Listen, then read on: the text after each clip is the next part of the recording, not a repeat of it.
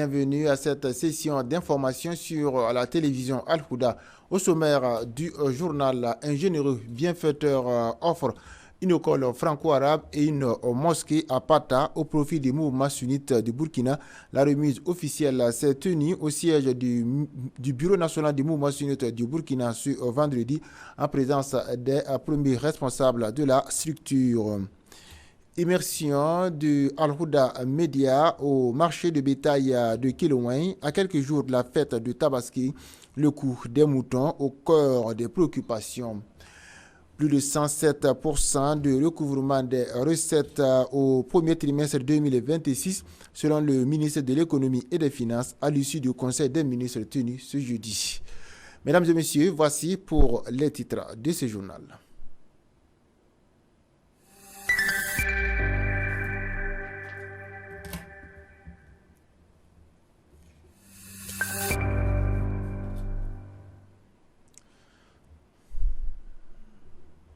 Le mouvement sunnite du Burkina a reçu ce vendredi un important don de la part d'un généreux bienfaiteur.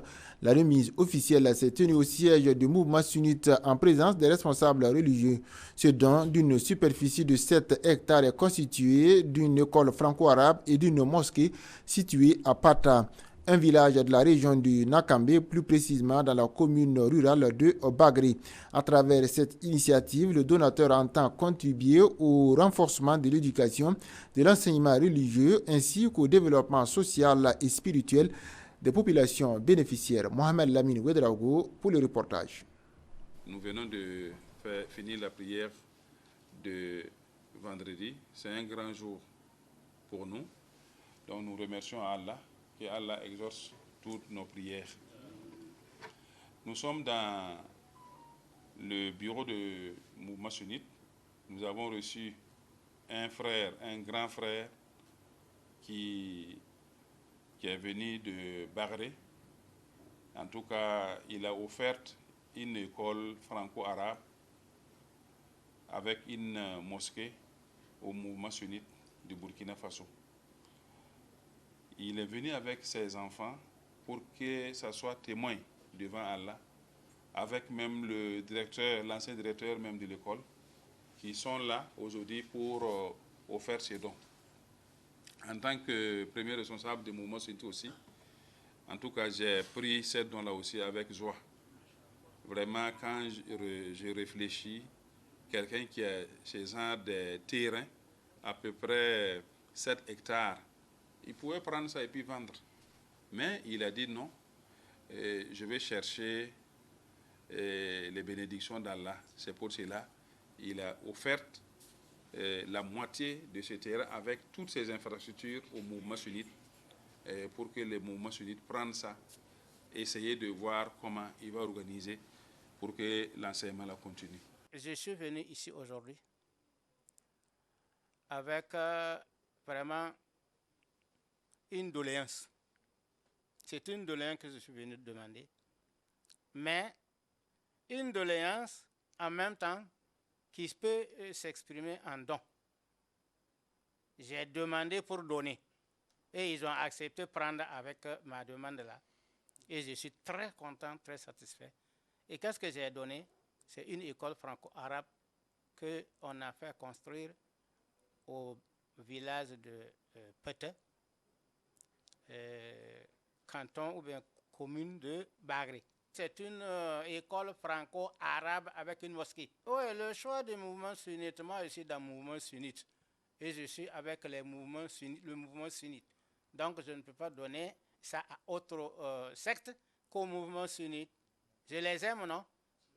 C'est pour cela que je suis avec eux. Et que tous ceux qui auront quelque chose avec eux et qui peuvent faire bénéficier l'islam, et s'ils sont capables qu'ils fassent un don au mouvement sunnite, parce que c'est ça qu'on appelle un don à long terme, un don que Dieu va payer à long terme. Même quand on meurt après, on peut toujours avoir les bénédictions qui vont se suivre.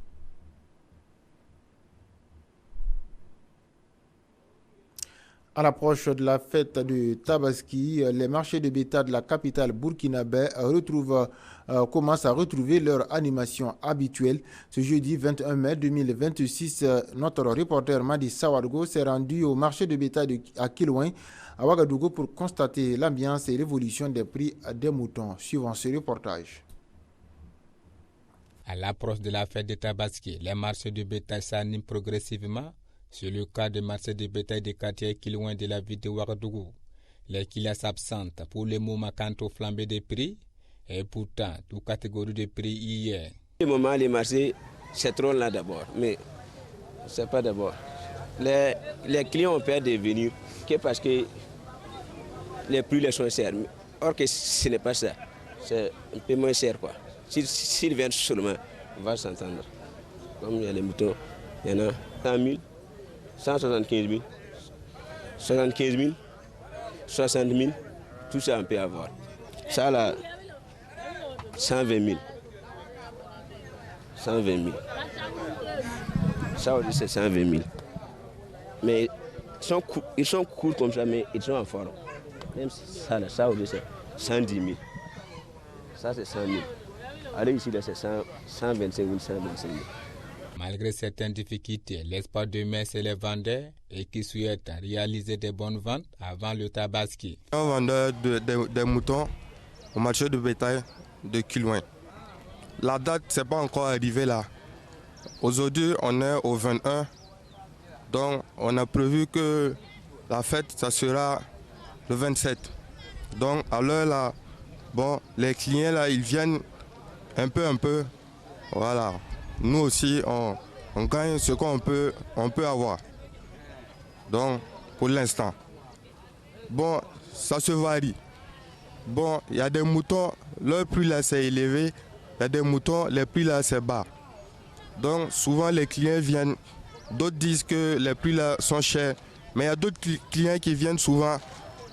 Ils n'ont pas les prix fixes pour acheter les moutons qu'ils veulent.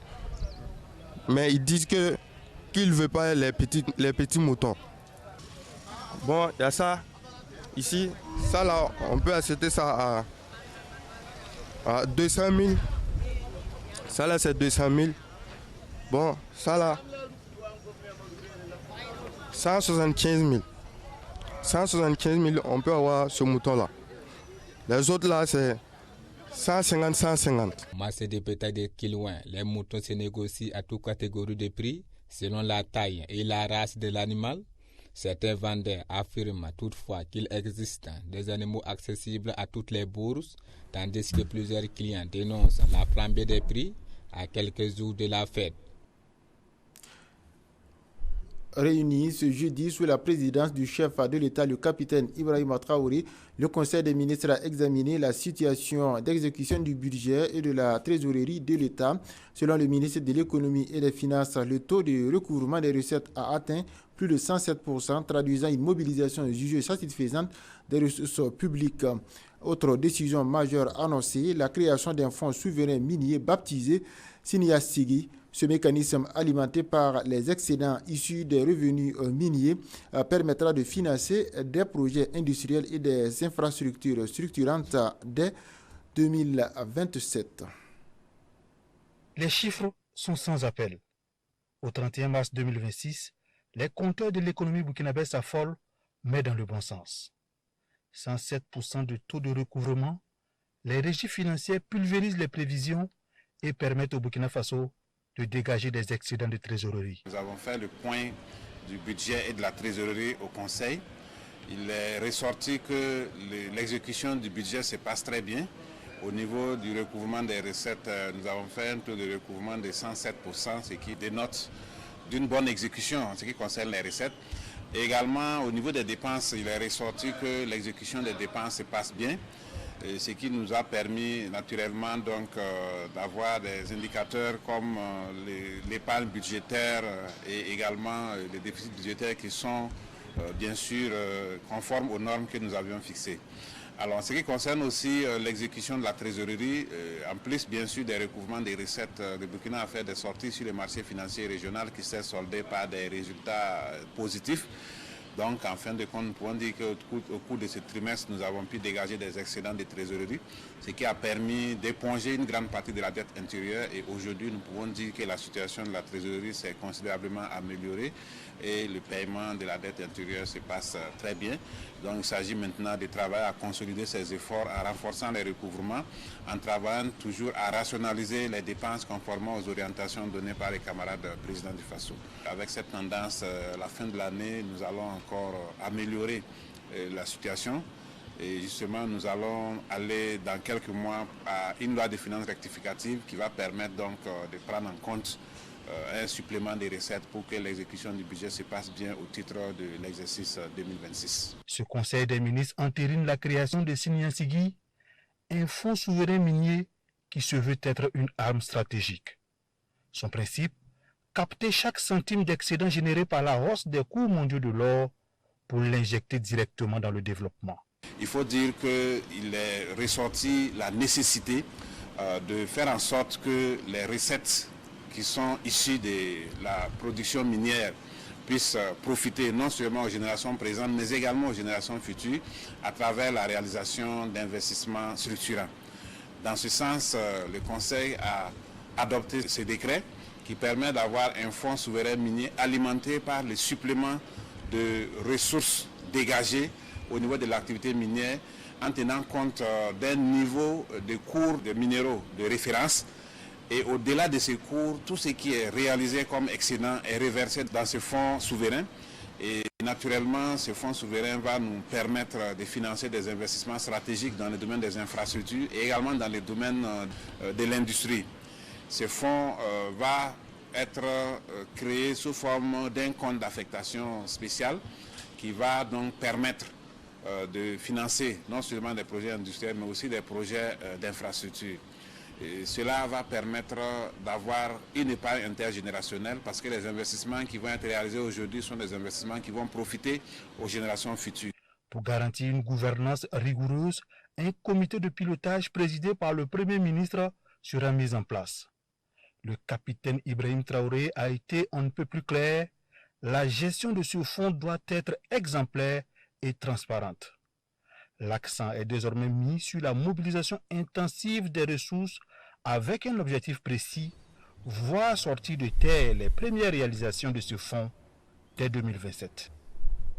Or, de chez nous, Niamey a accueilli du 19 au 21 mai 2026 le tout premier forum sur le désarmement, la démobilisation et la réintégration dans l'espace de la Confédération de l'Alliance des États du Sahel. À la veille de l'ouverture des travaux, les autorités nigériennes s'étaient fixées comme objectif de faire de cette rencontre un cadre de référence pour harmoniser les approches de réintégration des ex-combattants et renforcer la stabilité dans un contexte sécuritaire toujours fragile au Sahel. En prélude au lancement officiel, le coordonnateur national des programmes de stabilisation et de prise en charge de la reddition des ex-combattants, M.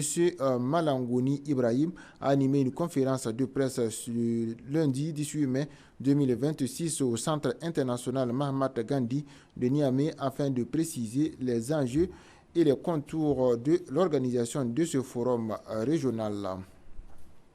Et dans le cadre de la présidence de l'Alliance des États du Sahel, M. Mamadou Koulibaly, ambassadeur du Burkina Faso auprès du Royaume du Maroc, a présidé une réunion de concertation avec ses homologues de la République du Mali, M. Fafré Camara, et de la République du Niger, M. Abdoulaye Keïta, le mercredi 20 mai 2026 à la chancellerie du Burkina Faso à Rabat. Cette rencontre a permis aux diplomates des trois pays d'échanger sur les modalités de mise en œuvre de la feuille de route de l'Alliance des États du Sahel conformément aux orientations définies par les chefs de l'État de l'AES. Les discussions ont également porté sur la création du groupe des États de l'AES à Rabat en vue de renforcer la coordination diplomatique, la concertation permanente et la promotion des intérêts communs des États membres auprès des autorités marocaines et des partenaires accrédités au Royaume du Maroc.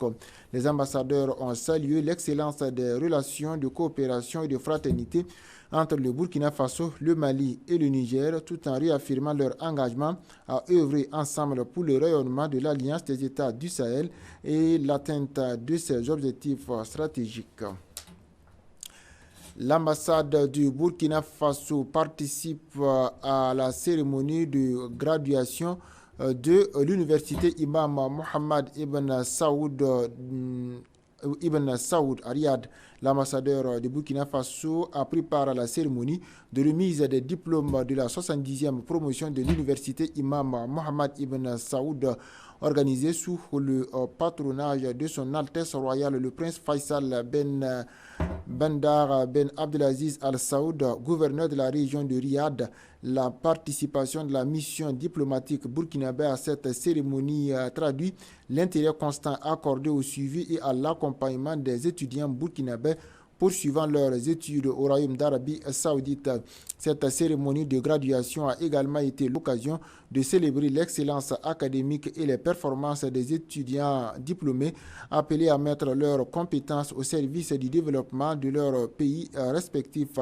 L'ambassade du Burkina Faso à Riyad, à cette occasion, a adressé ses chaleureuses félicitations aux nouveaux diplômés, tout en réaffirmant son attachement au renforcement de la coopération universitaire entre le Burkina Faso et le Royaume d'Arabie Saoudite. Mesdames et messieurs, c'est ici que prend fin ce journal. Merci de l'avoir suivi. Excellente suite des programmes sur les antennes de la télévision Al-Huda. Wassalamu alaikum wa rahmatullahi wa barakatuhu.